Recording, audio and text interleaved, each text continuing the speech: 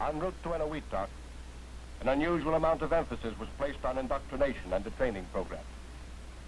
The program was based upon the premise that knowledge of a complete picture of operations would aid all hands in the best execution of their orders intelligently and would permit them to act with greater initiative in emergencies.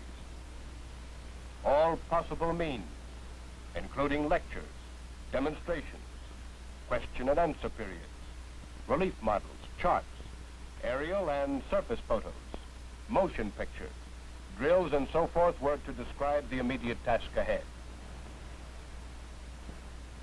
The movement to the staging area at Eniwetok was uneventful and without incident. Planes were held here, ready to be transferred to Saipan, when an airfield on that island was captured. By 11 June, Northern Attack Force reassembled at Eniwetok and departed for the target. The same day, Task Force 58 initiated its 3½ days intense carrier and surface bombardment on Saipan.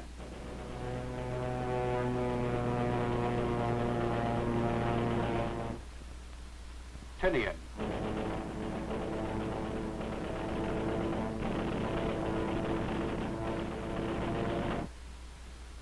Guam.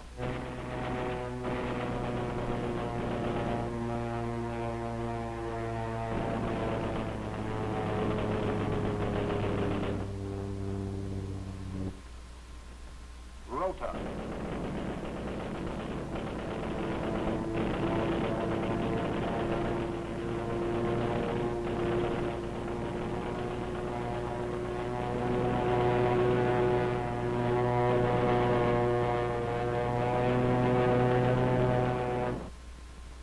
Again, enemy installations and facilities of all types were struck. Late photographic coverage of the landing beaches were secured.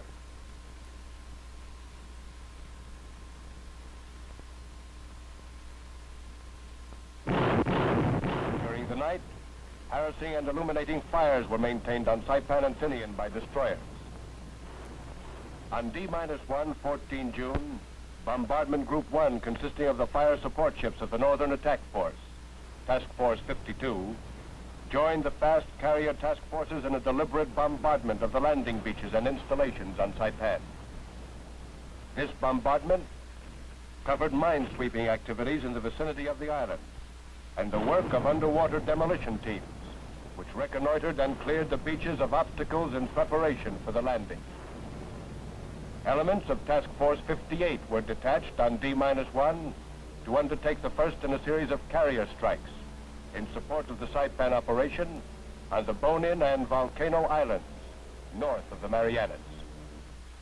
At 0452, 15 June, Commander Task Force 52 signaled, execute attack order all, 4-4.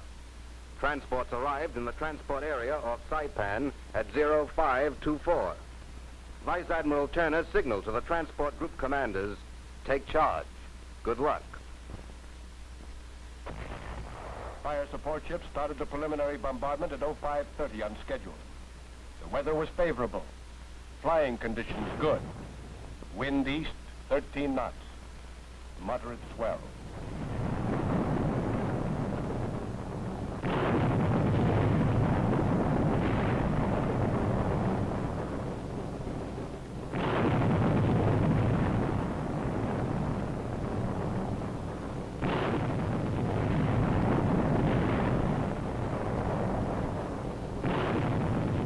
Transports and LSTs arrived on schedule in assigned areas off the island and commenced launching boats and LVTs.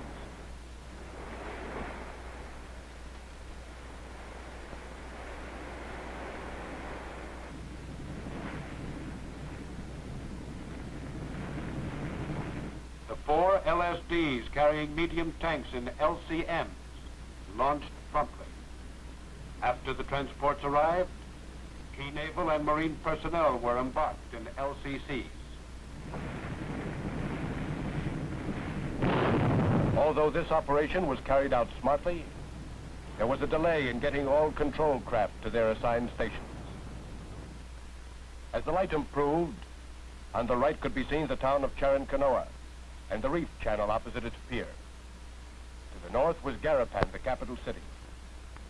In its harbor, Tenapag Harbor, could be seen beached, half-sunken and smoking ships, the results of the previous day's air and naval strikes.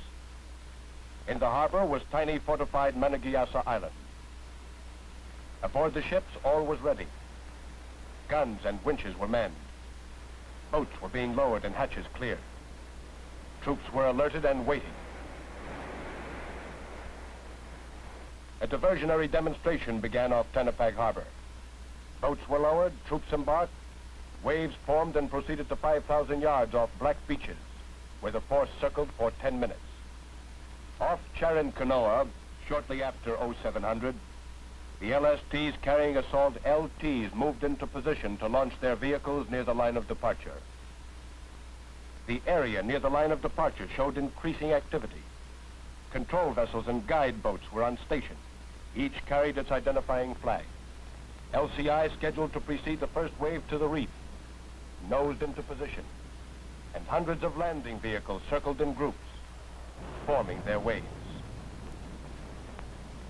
At 8-90 minutes, naval gunfire ceased on the landing beaches.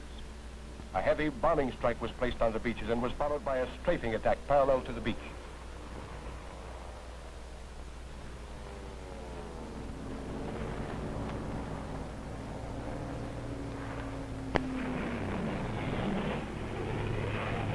The planes retired, and the entire beach area was obscured by flame, smoke, and dust, as the warships again took over and concentrated their fire for the final and heaviest preparation of the immediate landing beaches. HR was delayed 10 minutes to 0840. The line of departure was 4,000 yards from the beach.